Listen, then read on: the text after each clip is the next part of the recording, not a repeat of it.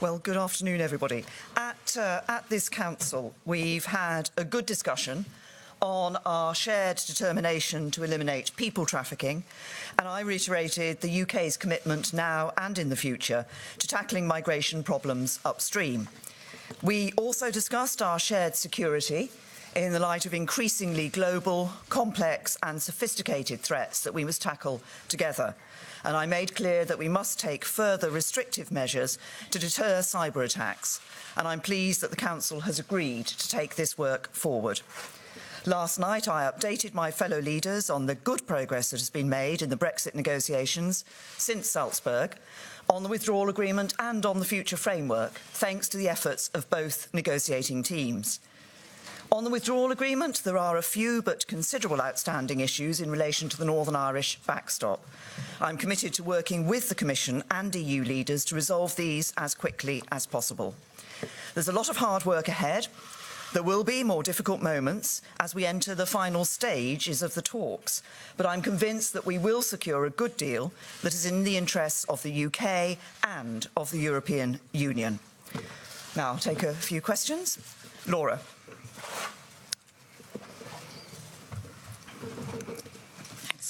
Laura Kunsberg, BBC News. Thank you, Prime Minister. You've been straining in the last couple of years to keep all the promises that you have made, whether to Brexiteers, to former Remainers, to Northern Ireland, or indeed to business.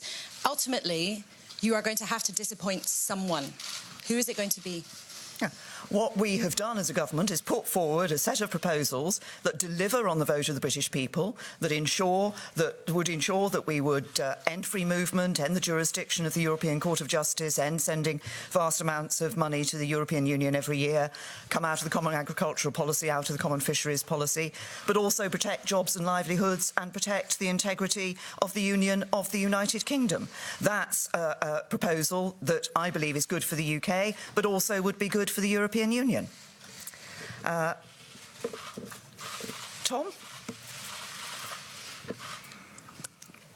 Thank you, Prime Minister. Tom Newton-Dunn from The Sun. In the last 24 hours or so, and if you don't mind me being a little blunt about this, you've... Never known you be blunt before, Tom. You've angered Brexiteers with the transition extension suggestion. You've angered Remainers by talking about the meaningful vote not being amendable. You appear to have disappointed EU leaders by not bringing any fresh concrete proposals to the table, and they even went for a beer without you last night. What, in your view, is going wrong?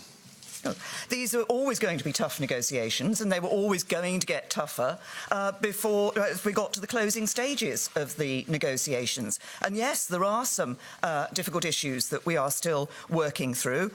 Crucial among those is this issue about the Northern Ireland backstop and ensuring that we can provide for a solution which is not the solution that was produced by the European Commission initially, which would have effectively carved Northern Ireland away from the rest of the United Kingdom. That's unacceptable to the UK government. I believe would be unacceptable to any UK government. So on that issue, further solutions have been put forward. But what we want to do is to work to get through that so that we can actually get to the deal that I believe will be good for the British people. That's what we're working through these tough negotiations for, delivering on the vote of the British people and doing it in a way which protects jobs, protects our union, is good for the UK, but I believe will also be good for the EU as well. James. Prime Minister, with every compromise you make at these talks, the transition extension just being the latest example, doesn't it become less and less likely that this deal, that your party will ever be able to get behind this deal? Yeah. Well, first of all, let me address this issue that you've raised about the potential extension, as you recall, to the transition or the implementation period. This is an idea that has been around before. I've been asked about it in the potential for an extension in the House of Commons previously.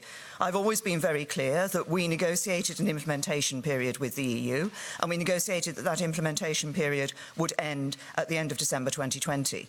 What has now emerged is the idea that an option to extend the implementation period could be a further solution to this issue of the backstop in Northern Ireland. What we are not doing, we are not standing here proposing an extension to the implementation period. What we are doing is working to ensure we have a solution to the backstop issue in Northern Ireland that enables us to, which is currently a blockage to completing the deal, that enables us to get on with completing a deal that delivers on the vote of the British people and is good for the future of the UK. Heather, I think. Is Heather? Yes, sorry. I knew I'd seen one side. Hello. EU leaders don't have a meeting in the diary for November, the European Council for November. The next one scheduled is December. If that turns out to be the meeting at which a deal is done or is signed, is there still time to get it ratified in Parliament, or alternatively, if there isn't a deal at that point, to get Whitehall ready for a no deal in March? Well, we are all working. We're intensifying the work on these issues that remain, and we're very clear. I mean, what I've had from leaders around the table over the last hours that I have been since I arrived here in Brussels yesterday is a very real sense that people want that deal to be done. And I think if you look at some of the comments that have been made, Chancellor Merkel said, "Where there's a will, there's normally a way." Jean-Claude Juncker said, "Let's focus on the large areas of agreement," and it will be done. So there's a real sense. So what we're doing is working to ensure that we can do this deal within that reasonable timetable. I'm very aware of the legislative requirements we have in the House of Commons and the period of time that will take.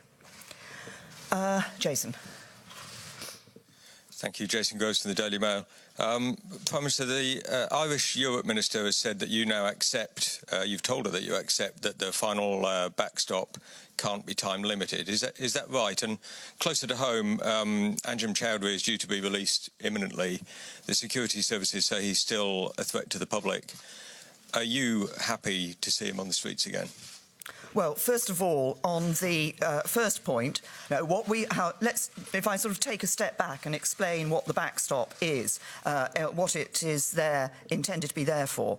It's if there is a gap between the end of the implementation period, which, as I said, has been set at December 2020, and the introduction of the future relationship, if there is a period of months, and I think we would only be talking about a matter of months when there is that gap, it's ensuring that there is no return to a hard border between Northern Ireland and Ireland during that time, because we believe that the future relationship will resolve the issue of the border between Northern Ireland and Ireland, and it's that future relationship we want to see in place. And indeed, nobody actually wants the backstop to have to be used.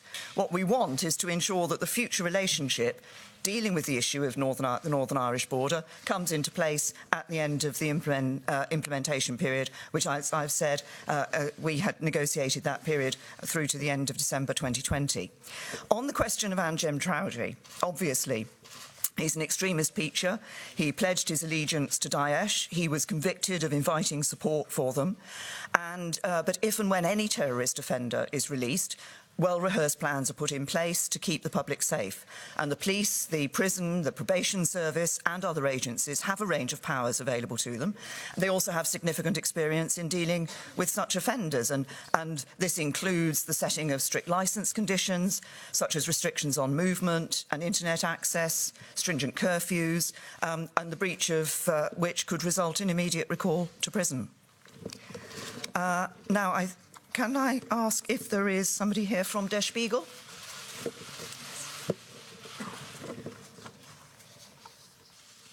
Thanks, Prime Minister. There doesn't seem to be a majority in the House of Commons for any kind of conceivable deal.